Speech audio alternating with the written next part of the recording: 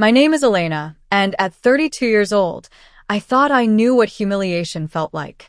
But nothing prepared me for the day I came home to find my entire life scattered across the lawn like garbage, my husband standing at the door with his girlfriend draped on his arm, both of them smiling like they'd already won. He threw my grandmother's quilt onto the driveway and told me to get off his property. His property. Those two words echoed in my head as neighbors watched from their porches, whispering behind hedges, too uncomfortable to intervene. What he didn't know was that the mansion he was so proudly claiming had a secret he'd overlooked for years, one that was engraved in gold right inside the front door. The moment his girlfriend walked into that foyer and read what was written there, everything he thought he knew about power, ownership, and control shattered in an instant. If you're watching this video right now, drop a comment telling me where you're from, hit that like button, and subscribe to hear more stories. I pulled into the driveway, and my heart stopped. My clothes were scattered across the perfectly manicured lawn like trash at a landfill. Sweaters I'd worn on our first dates. The blazer I wore when I closed my biggest architectural deal. My grandmother's hand-stitched quilt, the one she made when I was born, crumpled near the hedges like it meant nothing. The tall wrought iron gates stood wide open. Our neighbors lined their porches, pretending to water plants or check mailboxes, but I could feel every pair of eyes on me. The Hendersons. The choice. Mrs. Dalton from 3 houses down, clutching her gardening gloves like she wanted to help but didn't know how. Travis stood at the entrance of the mansion, my mansion, holding another cardboard box above his head like some kind of trophy. His shirt was unbuttoned at the collar, his hair gelled back the way he always wore it when he wanted to look important. He saw me park and his smile widened into something cruel and victorious. Then she appeared. Maya stepped out of the front door wearing a silk robe that barely covered her thighs and heels so high they clicked against the marble steps.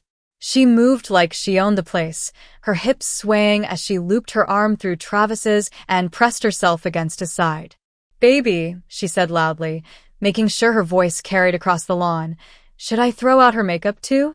Or do you think she'll come crawling back for it?" A few neighbors shifted uncomfortably. Someone whispered something I couldn't hear. Travis ate up the attention like he'd been starving for it his whole life. "Watch this, babe," he shouted, his voice echoing off the stone facade. "She's done." He kicked one of the boxes at his feet. It tumbled down the steps, spilling my personal journals onto the driveway. Pages fluttered in the breeze. Private thoughts. Sketches. Memories I'd kept safe for years, now exposed for everyone to see. He was performing. This wasn't just about getting rid of me. This was about humiliating me in front of an audience, proving to everyone, especially Maya, that he had power over me. I turned off the engine and stepped out of my car slowly. I didn't run to gather my things. I didn't shout or cry or beg. I just stood there, hands at my sides, watching him like I was observing a stranger throw a tantrum. My calmness seemed to unsettle Maya. Her smirk flickered for just a second before she forced it back into place, squeezing Travis's arm tighter. More neighbors emerged. Mr. Patel from across the street, the young couple who just moved in last month. Mrs. Dalton took a few steps closer, her face twisted with concern. She muttered something under her breath. This isn't right, but no one moved to stop it. Travis saw the growing crowd and straightened his shoulders, mistaking their stunned silence for admiration. He thought they were on his side. Maya walked closer to me, her heels crunching on gravel. She stopped just a few feet away, close enough that I could smell her perfume, something expensive that Travis probably bought with money he begged me for last month. "You know," she said, her voice soft but venomous, "he told me I'd run this place better than you ever did. I already picked out new curtains for the living room. Something with more color. Less boring." I looked at her carefully. She was younger than me, maybe late 20s, with perfectly styled hair and makeup that probably took an hour. She wanted me to feel old, discarded, replaceable. "Did you check the foyer?" I asked calmly. She blinked, confused. "What?" "The foyer," I repeated. "Did you look at it carefully?" Her confidence wavered. Travis noticed the shift in her expression and jumped in. "You have no power here," he shouted, pointing toward the street like I was some trespasser he was banishing. "Get off my property." My property. The words stung, not because they were true, but because he believed them so completely. I didn't move. I didn't flinch. I just raised my hand slowly and pointed toward the mansion's tall double doors. "Before you start redecorating," I said quietly, my voice steady, "maybe you should see who this place actually belongs to." Maya's face shifted. Curiosity mixed with something else. Insecurity, maybe. Fear that she'd missed something important. Travis laughed, but it sounded forced. "Stop stalling, Elena. You're embarrassing yourself." "Then prove it," I said. "Show her the foyer." Maya glanced at Travis, then back at me. She didn't like not knowing something. I could see it eating at her. "Fine," she said, turning on her heel and marching toward the entrance. "Let's get this over with." Travis followed, annoyed but still grinning, probably assuming I was just delaying the inevitable. The neighbors watched us move inside, a few of them inching closer like they were watching a play unfold. The foyer was exactly as I remembered it. Bright. Elegant. The chandelier my grandmother had imported from France sparkled overhead, casting soft light across the marble floors. And there, mounted on the wall near the grand staircase, was the gold dedication plaque. Maya stopped in front of it. Her mouth opened slightly as she read the engraved words aloud. "The Anderson Estate. Built in honor of Elena Anderson." Her voice trailed off. She turned to look at Travis, confusion spreading across her face. "Why?" she whispered, her confidence crumbling. "Why is her name on everything?" Travis's face went pale. The color drained from his cheeks, so fast I thought he might pass out. He opened his mouth, then closed it, then opened it again like a fish gasping for air. "That doesn't mean anything," he stammered. "It's just decorative. A tribute. It doesn't mean she owns it." But Maya wasn't looking at him anymore. She was looking at me, and for the first time since I'd arrived, I saw something other than smugness in her eyes. She saw doubt. I remembered the day we moved into this house. Travis had looked so small standing in the foyer, spinning in circles with his mouth open, marveling at the vaulted ceilings and the sweeping staircase. He'd kissed my forehead and whispered, "I can't believe we get to live here." At the time, I thought he meant we were lucky. I didn't realize he meant he was lucky to have found someone like me. Back then, Travis seemed humble, grateful. He supported my architecture career, bragged about my designs at dinner parties, stood beside me when I won awards. He made me feel like we were a team. But looking back now, I could see the cracks that I'd ignored. The way his smile tightened when someone complimented my work instead of his. The way he'd changed the subject whenever I talked about a new project. The way he made himself smaller in public but resentful in private. Travis had big dreams. Big ideas. He wanted to be a real estate mogul, a self-made success story, the kind of man people wrote articles about. But every business venture he touched fell apart. Bad partnerships. Poor decisions. Money that disappeared into projects that never materialized. And every time he failed, he came to me. "I just need a bridge loan," he'd say, sitting at the kitchen table with spreadsheets he never actually read. "Just until the investors come through." At first, I helped him. I wanted to believe in him. But after the third failed venture, I started asking questions. Where was the money going? Why couldn't he account for missing funds?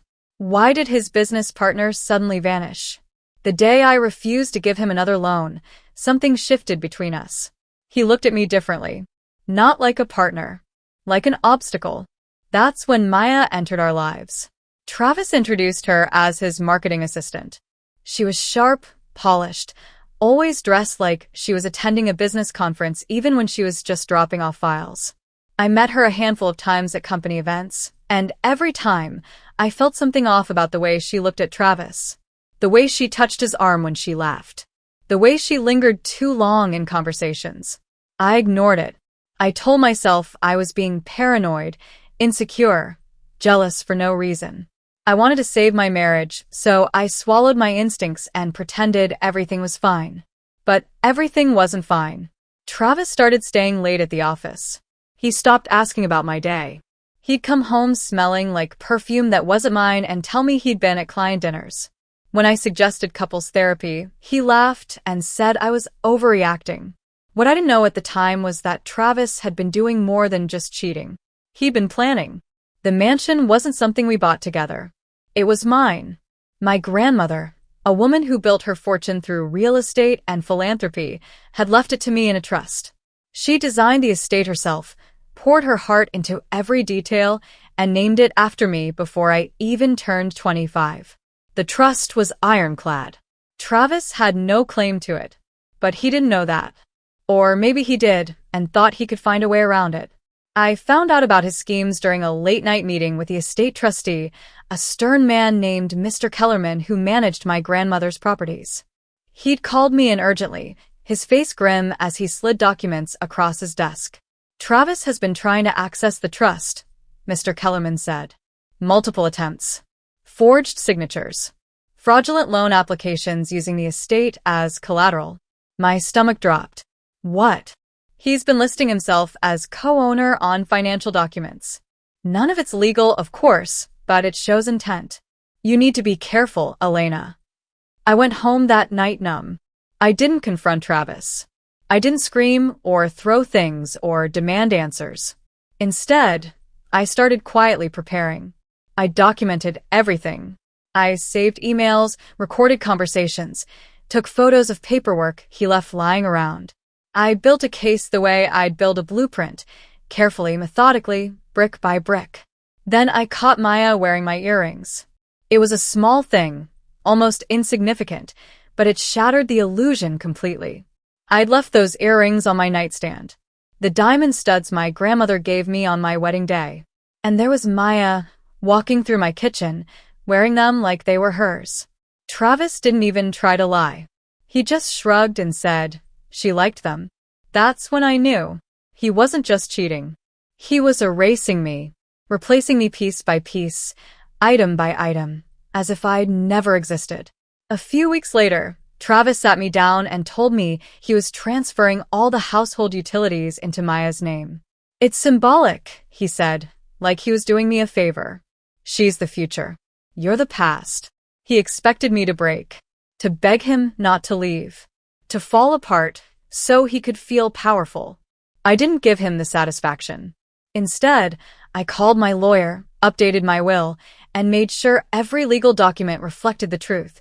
This estate was mine, and Travis had no claim to it. Not now.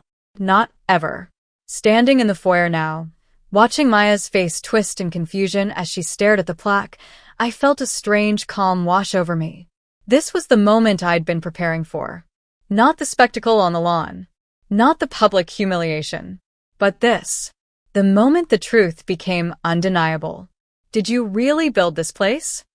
Maya asked, her voice smaller than before. No, I said. My grandmother built it for me. She left it to me in a trust when I was 25. Travis knew that. He's always known. Travis stammered, his confidence cracking. That plaque doesn't mean anything. It's ceremonial. I've lived here for years. I have rights. I almost laughed. Rights. As if living in someone else's house gave you ownership. As if proximity to wealth made it yours. Maya turned to Travis, her expression shifting from confusion to anger. You told me you bought this place. You said it was yours. It doesn't matter, Travis snapped, his voice rising. I control it. Then show her the deed, I said calmly. The room fell silent. Maya's eyes locked on Travis, waiting for him to pull out paperwork, to prove me wrong, to show her that I was lying. But he didn't move. Because he couldn't. Maya took a step back from Travis, her arms folding across her chest. The silk robe suddenly looked ridiculous, like a costume she'd worn to play a part that didn't exist. You told me this was your estate, she said, her voice shaking. You showed me photos. You told me you bought it after your first business deal. You said it was proof you'd made it. Travis ran a hand through his gelled hair, messing it up for the first time all day. Babe, listen. No, Maya interrupted, her voice sharp. You listen. Where are the ownership papers you showed me? I watched him squirm.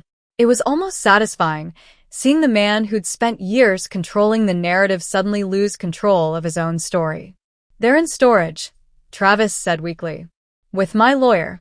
"It's complicated." "Then call your lawyer," Maya demanded. "I don't need to prove anything to you right now," Travis snapped, his mask slipping further. "You're supposed to be on my side." Maya's face hardened. "I thought I was. But you lied to me."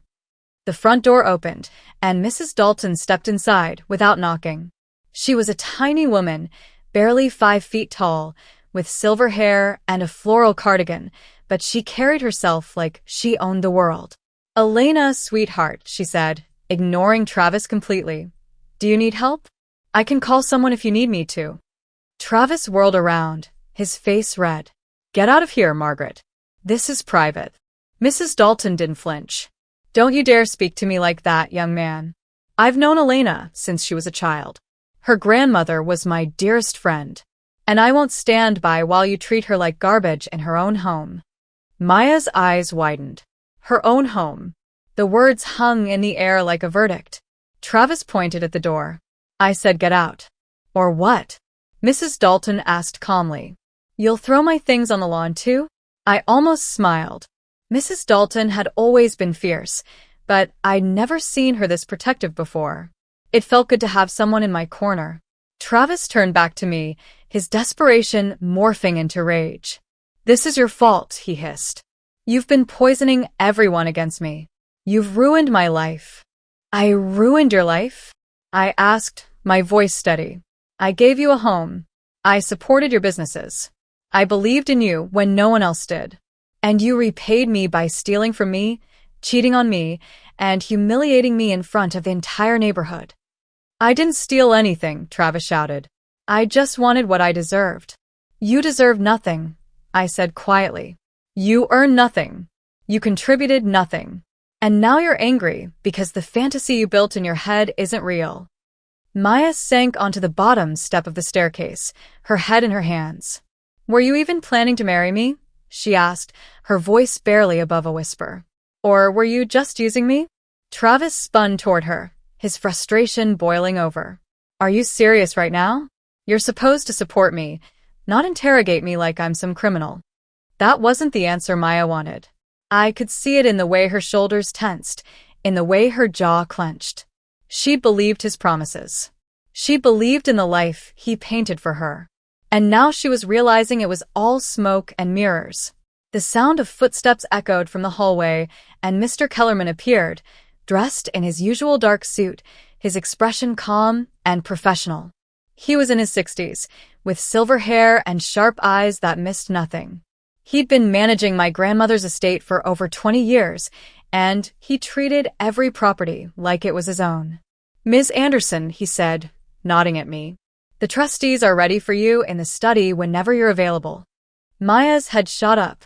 "Trustees?"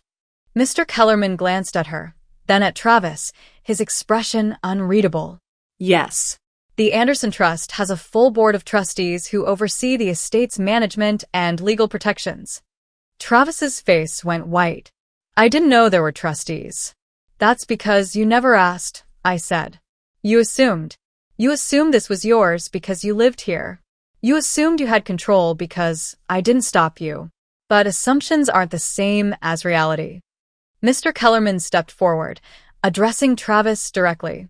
"Ms. Anderson is the primary beneficiary of the Anderson Trust, which includes this estate, several investment properties, and a significant financial portfolio. You are listed as a resident spouse with no ownership stake and no legal claim to any trust assets." Maya stood up slowly, her voice cracking. "Primary beneficiary?" "Yes," Mr. Kellerman said. "Her grandmother established the trust to protect Elena's inheritance from exactly this kind of situation." Travis opened his mouth to argue, but nothing came out. He looked like a man watching his entire world collapse in real time. "You're not staying here tonight," Travis finally said, his voice desperate, grasping for any shred of control he had left. I met his eyes, and for the first time in years, I felt no fear. "No guilt. No uncertainty." "You're right," I said. "None of you are." Both Maya and Travis froze. "What?" Travis whispered. "You heard me," I said. This is my home, my estate, my name on the deed, and I want you both out. Tonight. Maya stood quickly, nodding. I'll pack my things. Travis didn't move. He just stared at me, his face a mix of shock, rage, and something that almost looked like grief. You can't do this, he said. I already have, I replied. The study smelled like old leather and my grandmother's lavender perfume, a scent that lingered in the room even years after her death. I sat at her mahogany desk, the same desk where she'd signed business deals and written letters to politicians and planned philanthropic projects that changed lives. Mr. Kellerman sat across from me, a thick folder of documents spread between us. Maya had followed us into the room. She sat in the corner chair, silent, her arms wrapped around herself like she was trying to hold herself together. Travis stood near the door, his jaw clenched, his fists balled at his sides. Mr. Kellerman opened the folder and slid the first document toward Travis. This is the original trust agreement, signed by Eleanor Anderson and filed with the state 23 years ago. It names Elena Anderson as the sole beneficiary upon her 25th birthday. Travis barely glanced at it. That doesn't mean anything. Laws change. Marriages change things. Not in this case, Mr. Kellerman said. The trust is irrevocable and protected from marital claims. You signed a prenuptial agreement acknowledging this. Travis's face flushed. That prenup was about protecting her business assets, not the house. The house is a business asset, I said quietly. It's part of the trust's real estate portfolio. You knew that when you signed. I didn't read every page, Travis muttered. That's not my problem, I said. Mr. Kellerman pulled out another document, this one more recent. This is the updated digital filing from last year, which Elena had notarized after several irregularities were detected in financial applications using this property as collateral. Travis went rigid. What irregularities? You tried to take out loans using the estate's value? I said. 3 different attempts. All denied because you don't own the property. But the attempts are documented. Maya let out a shaky breath. She turned to Travis, her eyes filled with something between betrayal and disbelief. You dragged me into a lie. I didn't lie, Travis said defensively. I just didn't explain every little detail. Every little detail? Maya's voice rose. You told me we'd live here together. You told me you owned it. You made me believe I was moving into your home, not hers. It doesn't matter whose name is on the paperwork, Travis shouted. I lived here. I took care of this place. I earned the right to be here. By doing what? I asked. By lounging by the pool? By using my credit cards? By pretending to work while your businesses collapsed one after another? Travis took a step toward me, his voice venomous. I built this family. You didn't build anything, I said. You just lived in something someone else built and convinced yourself it was yours. Mr. Kellerman cleared his throat, pulling out yet another document. There's also a clause in the trust regarding living arrangements. Any individual residing on trust property must have explicit written consent from the primary beneficiary. That includes spouses. Travis laughed bitterly. So, now you're saying I need permission to live in my own house. It's not your house, Mr. Kellerman said firmly. And according to this clause, anyone living here without Ms. Anderson's permission is trespassing. The word hung in the air like a threat. Maya stood up, her voice trembling. Elena, I swear I didn't know. He told me everything was finalized.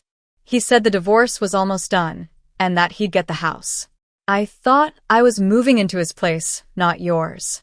I looked at her carefully. She was young, Naive. manipulated by a man who was very good at lying. I didn't forgive her, but I understood her. I believe you, I said. Travis snapped his head toward me. Of course you do. You two are ganging up on me now. No one's ganging up on you, I said. You're just finally facing the consequences of your actions. Mr. Kellerman flipped to the last section of the folder, his expression grave. There's one more thing, Ms. Anderson. We've documented several illegal attempts Travis made to access the trust's financial accounts. Forged signatures. Fraudulent loan applications. Misrepresentation of ownership. Travis's face drained of color. You can't prove that. We have emails, Mr. Kellerman said. Bank records. Testimonies from financial institutions that flagged your applications as suspicious. If Elena chooses to file charges, law enforcement will be involved. The room went silent. Maya's hands started shaking. Travis looked like he might be sick. I felt a strange mix of relief and sadness. This was the man I'd married, the man I'd loved. And now he was unraveling in front of me, exposed for exactly what he was. I haven't filed anything, I said slowly. Yet. Travis's eyes shot up to meet mine. Elena, please. Don't do this. I made mistakes, but we can fix this. We can work it out. Work it out, I repeated.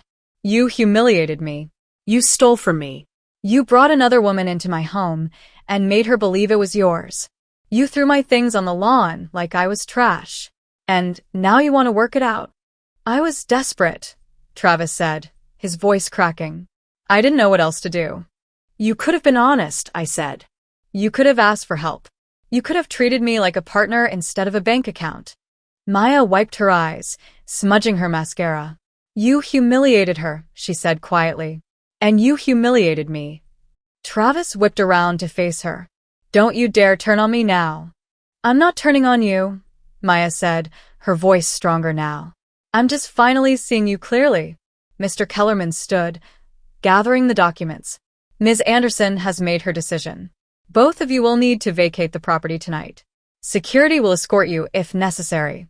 Travis opened his mouth to argue, but Mr. Kellerman's expression left no room for debate. Maya nodded immediately, standing and heading toward the door. I'll pack my things and leave quietly. I'm sorry, Elena. For everything. I nodded, saying nothing. Travis stood frozen, his fists still clenched, his breathing heavy. He looked at me one last time, and I saw something flicker in his eyes. Not love, not regret, just anger. Pure un filter d'anger. This isn't over, he said. Yes, it is, I replied. He stormed out of the study, his footsteps echoing down the hallway. I heard him slamming doors upstairs, shouting incoherently, throwing things. Maya's quieter movements followed, the sound of a suitcase being dragged across hardwood floors. Mr. Kellerman turned to me, his expression softening. Are you all right, Ms. Anderson? I nodded slowly. I think so. Your grandmother would be proud of you, he said. She always knew you were stronger than people gave you credit for. I smiled faintly. I wish I'd believed her sooner. He handed me a small envelope. I almost forgot. This was in the safe deposit box with the trust documents. It's addressed to you, in your grandmother's handwriting. I took the envelope, my hands trembling slightly. My name was written across the front in her elegant script. For Elena, when you finally see him. My breath caught. She'd written this before any of this happened. Before Travis's betrayals. Before the affair. Before everything fell apart. She'd known. Somehow she'd known. I slipped the envelope into my pocket, not ready to open it yet. Thank you, Mr. Kellerman. He nodded and left the room, closing the door quietly behind him. I sat alone in my grandmother's study, listening to the sounds of Travis and Maya packing upstairs. The mansion felt heavier now, filled with tension and unspoken words. I pulled the envelope from my pocket and stared at it. When you finally see him. My hands shook as I opened it. Inside was a letter, written on my grandmother's monogrammed stationery, her handwriting as steady and strong as I remembered. The words blurred as tears filled my eyes, but I read them anyway, each sentence landing like a stone in my chest. And then I saw it. Tucked behind the letter was another document, a legal addendum to the trust. My heart pounded as I read the title, Asset Recovery Protocol, activated upon evidence of marital fraud. This wasn't just protection. This was a weapon. And my grandmother had left it for me to use. I sat on the edge of my grandmother's old leather chair, the one she used to sit in when she reviewed contracts and made decisions that affected hundreds of lives. The envelope felt heavier than it should have, like it carried more than just paper and ink. The front was marked in her elegant handwriting, "For Elena, when you finally see him." My hands trembled as I opened it. The paper inside was yellowed slightly with age, but her words were as clear and strong as the day she wrote them. "My dearest Elena," it began, "if you're reading this, it means you've finally seen what I've feared for you. I worry you trust a man who envies your strength rather than celebrates it. I've watched him look at what you have, not who you are. The estate will protect you legally, but you must protect yourself emotionally. Know your worth, my darling. Never let anyone make you smaller to make themselves feel bigger. The plaque on the wall isn't just a dedication. It's a reminder that you belong here. You always have. With all my love, Grandma." Tears blurred my vision. She'd seen it. Years before I did, she'd seen exactly what Travis was. And she'd tried to warn me in the only way she could, by building protections I didn't even know existed. I wiped my eyes and noticed another piece of paper tucked behind the letter. It was thicker, more formal, with legal letterhead at the top. Asset Recovery Protocol, Addendum to the Anderson Trust. My heart pounded as I read the details. If I ever faced marital fraud, betrayal, or financial manipulation by a spouse, the trustees had the authority to immediately freeze all accounts, assets, and financial access that person had attempted to claim or control. It was designed to stop someone from draining resources during a contentious separation. It was a nuclear option, one that could destroy Travis financially within hours. My phone buzzed on the desk. A text from Mr. Kellerman. "Trustees are requesting authorization to initiate Asset Recovery Protocol. Awaiting your decision." I stared at the screen. One word from me and Travis's bank accounts would be frozen. His credit cards canceled. Any business ventures he'd started with money he claimed was his would collapse overnight. Part of me wanted it. The vindictive, angry part that had watched him throw my grandmother's quilt on the lawn like trash. But another part of me hesitated. Was this who I wanted to be? Someone who destroyed others, even when they deserved it. I heard shouting upstairs. Travis's voice, loud and desperate, followed by Maya's higher-pitched response. "You can't just leave me," Travis yelled. "You lied about everything." Maya screamed back. "You made me humiliate her for a life you didn't even own. Do you understand what you've done?" I stood and moved toward the doorway, listening. "I only lied because I was scared of losing you," Travis said, his voice softening into manipulation mode. "Elena turned everyone against me. She's poisoned the neighbors, the trustees, everyone. Can't you see what she's doing?" There was a long pause. Then Maya's voice, quieter but firm. No, Travis. "I see what you did, and I'm not staying." Footsteps pounded down the stairs. Maya appeared in the hallway, dragging a suitcase behind her, her makeup smeared, her silk robe replaced with jeans and a t-shirt. She looked younger now, vulnerable, like the confident woman from earlier had been stripped away. She stopped when she saw me standing in the study doorway. "Elena," she said, her voice cracking. "You need to be careful. He's not thinking straight. I've never seen him like this." I nodded slowly. "Thank you for the warning." She hesitated, then added, "I'm sorry. For everything. I should have asked more questions. I should have seen through him." "You're not the first person he's fooled," I said. "And you probably won't be the last." She gave me a sad smile and walked toward the front door. I heard it open and close quietly behind her. Now it was just me and Travis. I walked back to the desk and picked up my grandmother's letter, reading it again. "Know your worth." The words echoed in my mind. What was I supposed to do? Destroy him? Let him go? Somewhere in between? I stood by the large portrait of my grandmother that hung on the wall. She was younger in the painting, maybe in her 40s, standing in front of the mansion with her chin raised and her eyes sharp. She looked powerful, unshakable. What am I supposed to do? I whispered to the painting. The door to the study slammed open. Travis stood in the doorway, red-faced and sweating, his shirt untucked, his hair a mess. He looked manic. "What did you find?" he demanded, his eyes darting to the papers on the desk. I slid the envelope into my pocket, keeping my expression neutral. "Nothing that concerns you." Bullshit, Travis said, stepping closer. That's why you wanted me to see the foyer, isn't it? You've been planning this. You've been setting me up. I didn't set you up, Travis, I said calmly. You did this to yourself. Give me those papers, he said, his voice rising. No. He took another step forward, and for the first time, I felt a flicker of real fear. His eyes were wild, desperate, like a cornered animal. Before he could get any closer, Mr. Kellerman appeared in the doorway behind him. Sir, Mr. Kellerman said firmly, you need to leave. Now. Travis spun around. Stay out of this, old man. I'm calling security, Mr. Kellerman said, pulling out his phone.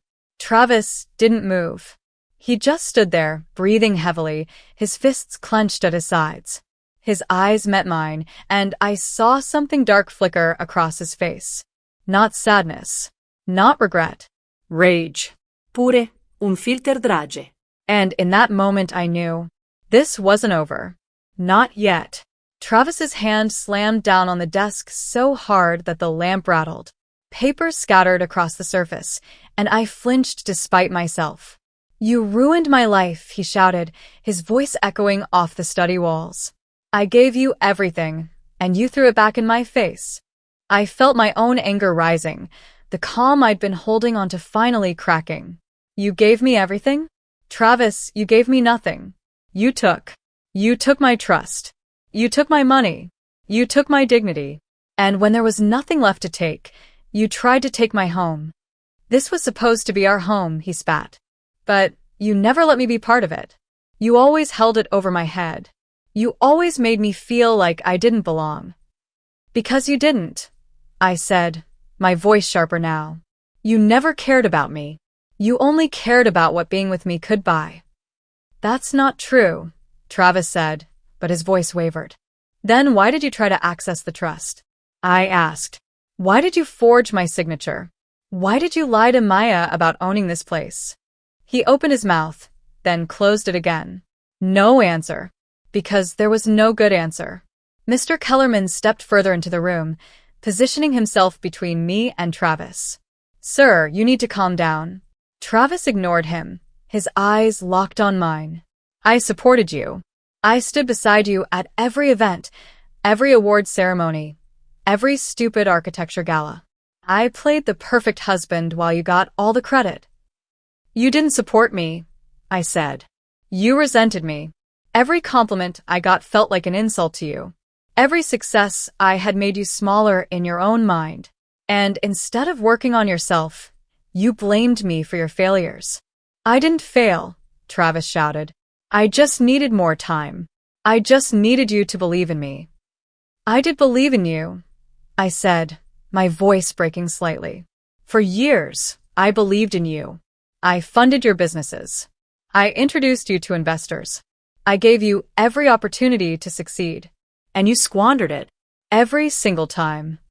Travis's face twisted with something between anger and grief. You never understood the pressure I was under.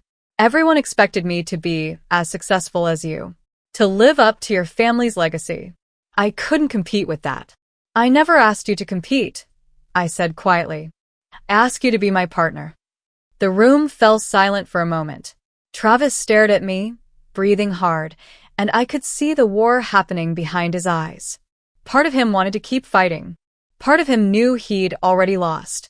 Then Maya's voice cut through the tension. Yeah. I turned. Maya stood in the doorway, pale and shaking, her suitcase still in her hand. She must have stopped before leaving. He never planned to marry me, she said, her voice barely above a whisper. Did he? I looked at Travis, waiting for him to answer. But he just stared at the floor. Maya stepped closer, her eyes filling with tears. There's a clause in the trust, isn't there? Something about marriage. That's what you were waiting for. My stomach dropped. I'd forgotten about that clause. My grandmother's trust had a provision that after 10 years of marriage, a discretionary share could be released if the spouse proved loyalty and partnership. Travis had been counting down the years like a vulture circling prey. Oh my God, Maya whispered. You were using both of us. Travis finally looked up, his expression defensive. I deserve that money. I stayed. I put up with her controlling everything. I earned it. You didn't earn anything, I said, my voice cold. You endured. There's a difference. I supported you when you were building your career, Travis said desperately. I was there through the late nights, the stress, the failures. I was your partner. No, I said. You were my shadow. You stood behind me and made yourself useful just enough to claim credit. But the moment I needed real support, you weren't there. You were too busy resenting me. Maya let out a choked sob. Were you even planning to marry me, or just using me until the trust paid out? Travis rounded on her, his frustration boiling over. You're supposed to support me right now, not interrogate me like I'm some criminal. You are a criminal, Maya said, her voice shaking with anger. You committed fraud. You forged documents. You lied to me about everything. In a moment of blind rage, Travis grabbed the edge of the desk and flipped it. The lamp crashed to the floor, papers scattered everywhere, and I jumped back, my heart hammering in my chest. Mr. Kellerman immediately pulled out his phone. I'm calling the police. No. Travis shouted. No police. This is between us. But it was too late. I heard voices outside. Mrs. Dalton's worried tone, other neighbors gathering, sensing something was very wrong. The study door burst open, and Mrs. Dalton rushed in with two other neighbors behind her. She took one look at the overturned desk, at Travis's wild expression, at my pale face, and her eyes hardened. Travis, she said firmly, you've gone too far. Leave that woman alone. This is none of your business, Margaret, Travis hissed. It became my business the moment you started terrorizing Elena, Mrs. Dalton said. I've known her since she was a little girl. Her grandmother was my dearest friend, and I won't let you hurt her. More neighbors crowded into the doorway. Mr. Patel, the young couple from down the street. People who'd watched the scene on the lawn, who'd stayed silent then but weren't staying silent now. Travis looked around at all the faces staring at him. For the first time, I saw real fear in his eyes. Not fear of me. Fear of consequences. You're all against me, he said, his voice desperate. She's turned you all against me. You did that yourself, Mr. Patel said quietly. And then, in the chaos of voices and accusations, Travis said something that made everyone freeze. I had to forge her signature, he blurted out. She wouldn't give me access to the accounts. I had no choice. The room went dead silent. Maya gasped. Mr. Kellerman's expression turned grave. Mrs. Dalton's hand flew to her mouth. Travis seemed to realize what he'd just said. His face went white. I didn't mean that. I meant I had to use her information for joint accounts. That's not the same as forging. But it was too late. Everyone had heard it. The confession had slipped out in a moment of rage, and there was no taking it back. You committed fraud, I said, my voice shaking. And now everyone heard you admit it. Travis looked around the room, seeing the judgment on every face, the horror, the disgust. His empire of lies had crumbled completely. In the distance, I heard sirens.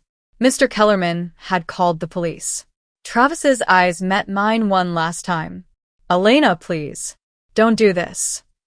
But I said nothing. I just stood there, holding my grandmother's letter in my pocket, remembering her words. Know your worth. Travis tried to run. He bolted for the back hallway, pushing past neighbors, heading for the rear exit. But when he threw open the door, a police officer stood on the other side, hand on his belt, expression stern. Travis froze. His freedom was seconds from disappearing. The police questioned Travis on the front steps while neighbors gathered at a respectful distance, whispering behind their hands. I stood in the doorway with Mr. Kellerman beside me, watching as Travis tried desperately to control the narrative. This is a misunderstanding, Travis said, his voice too loud, too insistent. My wife is upset about the divorce. She's making things up to hurt me. The officer, a woman in her 40s with sharp eyes and a no-nonsense expression, glanced at me. Is that true, ma'am? No, I said quietly. It's not. Mrs. Dalton stepped forward before anyone could stop her. Officer, I witnessed him throw this woman's belongings onto the lawn this afternoon, He was cruel about it. deliberately humiliating her in front of the whole neighborhood. The young couple from down the street nodded. We saw it too, the husband said. It was hard to watch. More neighbors came forward, one by one, offering their accounts. Travis's face grew redder with each testimony. He'd wanted an audience when he thought he had power. Now that same audience was testifying against him. This is ridiculous, Travis snapped. These people don't know what they're talking about. Then let's talk about the documents, Mr. Kellerman said calmly. He handed the officer a folder. Inside, you'll find evidence of multiple attempts to access a trust fund that doesn't belong to him. Forged signatures. Fraudulent loan applications. Misrepresentation of ownership. The officer flipped through the pages, her expression growing more serious with each one. I also have recordings, I said quietly. From the last few months. Travis discussing ways to access the trust illegally. Travis admitting he'd been planning this for years. Travis's jaw dropped. You recorded me? I documented everything, I said. Every conversation where you tried to manipulate me. Every lie you told to financial institutions. Every attempt you made to steal what was mine. The officer looked at Travis. Sir, I'm going to need you to come to the station to answer some questions. I'm not going anywhere, Travis said. This is my home. Actually, Mr. Kellerman said, it's not. According to trust documents, Travis has no legal claim to this property. He's been living here as a guest of Ms. Anderson. And as of tonight, his invitation has been revoked. The officer nodded. That makes this a potential trespassing situation as well. Travis's face crumpled. You can't do this to me. You did this to yourself, I said. Maya appeared from around the side of the house, her suitcase in hand, her face blotchy from crying. She walked up to the officer hesitantly. I need to tell you something, Maya said, her voice shaking. He told me to help him access her accounts. He said it was legal because they were married. I didn't know it wasn't allowed. I thought I was just helping him with paperwork. The officer's expression softened slightly. You're saying he asked you to help him commit fraud? I didn't know it was fraud, Maya said quickly. He made it sound normal, like something spouses do. But now I realize he was using me. Travis glared at her. You're lying. You're turning on me to save yourself. No, Maya said, tears streaming down her face. I'm telling the truth. And I should have told it sooner. The officer made a few notes, then looked at Travis. Sir, you're not under arrest, but we need you to come in for questioning. If you refuse, I can detain you. Travis looked around wildly, searching for an ally, someone who would defend him. But every face was either disgusted or pitying. No one was on his side anymore. Fine, he said through gritted teeth. I'll go. But this isn't over. Yes, it is, I said firmly. As the officer led Travis toward the patrol car, Mrs. Dalton walked over and pulled me into a tight hug. You handled yourself with grace, dear, she said softly. Your grandmother would be so proud. Other neighbors came forward, offering apologies for not intervening sooner, for staying silent when they should have spoken up. I accepted their words with quiet gratitude, feeling seen and supported in a way I hadn't felt in years. Mr. Patel shook his head. I always thought there was something off about him. The way he talked about this place like he owned it. Like you were just lucky to be here. He fooled a lot of people, I said. Including me. Maya approached me hesitantly, her eyes red and swollen. Elena, I know sorry isn't enough. But I need you to know I never wanted to hurt you. I believed everything he told me. I thought I was moving into a life we'd built together. I didn't know I was moving into yours. I looked at her carefully. She was young, manipulated, and genuinely remorseful. I didn't forgive her completely, but I understood her. I accept your apology, I said. But you need to be more careful about who you trust. I will, Maya said. I promise. She left quietly, her suitcase wheels clicking against the driveway as she walked toward a waiting taxi. Mr. Kellerman turned to me, his expression serious. The trustees are still waiting for your decision about the asset recovery protocol. If we initiate it, Travis's accounts will be frozen by morning. His credit destroyed. Any business ventures he started will collapse. I thought about my grandmother's letter, about her warning, about the life she'd built to protect me. Do it, I said. Mr. Kellerman nodded. I'll make the call. By the time the police car pulled away with Travis in the back seat, the sun was setting. The mansion's exterior lights flickered on automatically, casting warm glows across the lawn where my belongings had been scattered just hours earlier. Neighbors helped me gather everything. Mrs. Dalton carefully folded my grandmother's quilt. Mr. Patel collected my journals. The young couple picked up scattered clothes and books, treating each item with care. When everything was back inside, when the doors were locked and the security codes changed, I stood in the foyer and touched the gold plaque on the wall. The Anderson estate, built in honor of Elena Anderson. Grandma, I whispered. I finally saw him. The house felt different now. Lighter, peaceful, like a weight had been lifted from every room. For the first time in years, I was home. I woke up the next morning to sunlight streaming through the bedroom windows. For a moment, I just lay there listening to the quiet. No footsteps in the hallway. No tension hanging in the air. No fear that saying the wrong thing would trigger an argument. Just peace. I got up and walked through the mansion slowly, taking in each room like I was seeing it for the first time. The living room where Travis used to hold court with business associates, bragging about deals that never materialized. The kitchen where Maya had worn my earrings like they were hers. The study where my grandmother's letter had changed everything. Every room felt lighter now, like the house itself could finally breathe. I made coffee and took it out to the back terrace, looking across the sprawling lawn toward the wooded area at the edge of the property. I'd lived here for years, but never explored that section. Travis had always dismissed it as just overgrown land. I thought about my grandmother's letter again, pulled it from my pocket, and read it one more time. As I reached the end, I noticed something I'd missed before.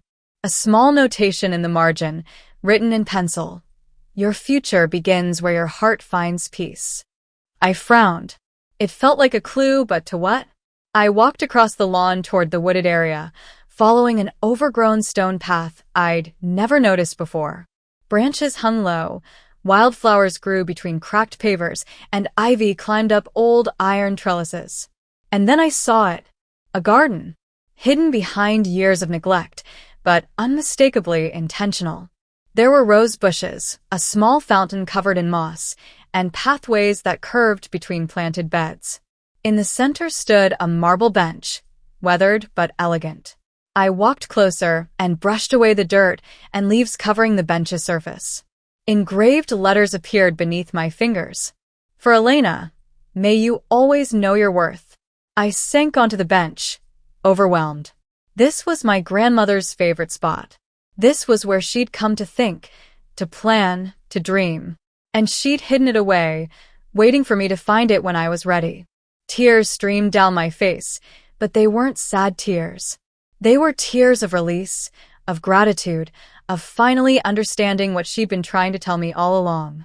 I sat there for a long time, letting the morning sun warm my face, listening to birds sing in the trees overhead. An idea began forming in my mind. Something my grandmother would have loved. I pulled out my phone and called Mr. Kellerman. I want to turn part of the estate into a healing retreat, I said. For women escaping manipulative or abusive relationships. Somewhere they can stay while they figure out their next steps. Somewhere safe. There was a pause on the other end of the line. Then Mr. Kellerman's voice, warm and approving. I think that's a wonderful idea, Ms. Anderson. Your grandmother would be very proud. Over the next few weeks, I threw myself into planning. I consulted with architects, therapists, legal advisors, and nonprofit organizers. The mansion had more than enough space. Several guest wings could be converted into private suites. The garden could be restored as a meditation space. The study could become a resource center. Maya called me 3 weeks after everything happened. I almost didn't answer, but something made me pick up. Elena, she said quietly. I know I have no right to ask, but I heard about the retreat you're planning. I was wondering if there's any way I could volunteer. I want to help other women avoid the mistakes I made. I thought about it for a long moment. Maya had been manipulated, Yes, but she'd also participated in my humiliation. Forgiveness didn't come easily. But my grandmother had built this estate on the principle of second chances. You can volunteer, I said finally, but you'll start with administrative work. Filing. Scheduling. Nothing with direct client contact until you've proven yourself. Thank you, Maya said, her voice cracking with emotion. I won't let you down. Travis's legal situation deteriorated rapidly. The fraud charges stuck. His accounts remained frozen. His business ventures collapsed when investors discovered the truth about his financial situation. He tried to reach out several times, leaving voicemails that swung between apologetic and threatening, but I never responded. Mr. Kellerman kept me updated. Travis faced multiple charges: fraud, forgery, attempted theft, and trespassing. His lawyer was pushing for a plea deal, but prosecutors weren't interested in going easy on him. For the first time in his life, Travis was facing real consequences. And he had no one to blame but himself. The neighborhood changed too. Mrs. Dalton started coming over for tea every Thursday.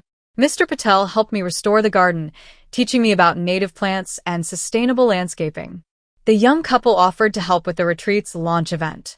People who'd once seen me as Travis's wife now saw me as Elena. Just Elena. And that felt right. 6 months after the confrontation, the retreat opened officially. We called it Eleanor's Garden, after my grandmother. 15 women attended the opening ceremony, each one carrying her own story of betrayal, manipulation, or escape. I stood at the entrance to the restored garden and gave a small speech, my voice shaking slightly, but growing stronger with each word. I lost myself trying to love someone who only wanted my life, not my heart, I said. I spent years making myself smaller so he could feel bigger. I ignored warning signs, silenced my instincts, and convinced myself that love meant sacrifice. But love isn't supposed to diminish you. Real love lifts you up. It celebrates your strength, not resents it. I'm building this place for every woman who needs to find herself again. Every woman who needs to remember her worth. Every woman who needs a safe place to land while she figures out her next chapter. The women applauded, some crying, some smiling, all of them understanding exactly what I meant because they'd lived it too. Maya worked quietly in the background, handling registrations and scheduling, speaking only when spoken to.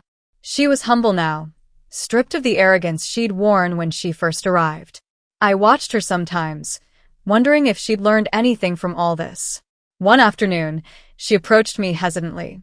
Elena, I just wanted to say thank you for giving me this chance. I know I don't deserve it. Everyone deserves a second chance, I said. What matters is what you do with it. She nodded, tears in her eyes, and went back to work. The retreat grew quickly. Word spread through support networks, legal aid offices, and social services. Within a year, we'd helped over 50 women. Some stayed for weeks. Others just needed a few days to catch their breath before moving forward. Each woman who walked through Eleanor's garden left a little stronger than when she arrived. And watching them rebuild their lives helped me rebuild mine. I never heard from Travis again after his sentencing. He got 3 years in a minimum security facility for the fraud charges, with probation and restitution payments stretching years beyond that. His assets were liquidated to pay back institutions he'd defrauded. His reputation was destroyed. Part of me felt sorry for him. Not for what he'd lost, but for what he'd never had. The ability to be content. The ability to celebrate someone else's success. The ability to love without resentment. But mostly I felt free. One evening, as the sun set over the estate, I walked back to the garden bench. The roses were blooming now, their scent filling the air.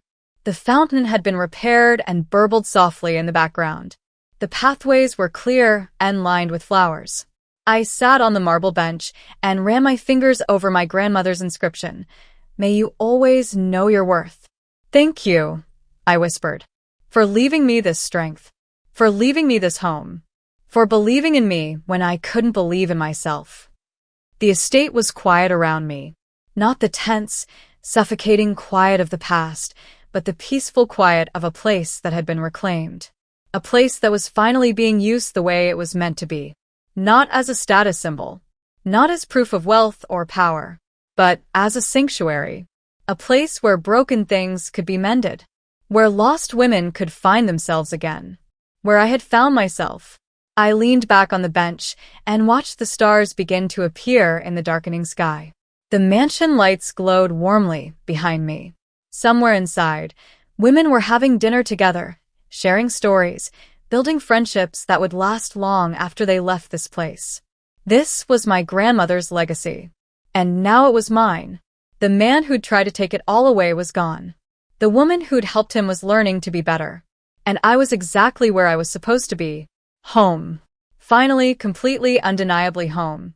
When someone tries to take credit for a life you built with your own hands, do you fight back with everything you have, or do you walk away and let karma do the work? Drop your thoughts in the comments below, hit that like button, and subscribe for more stories about reclaiming what's rightfully yours.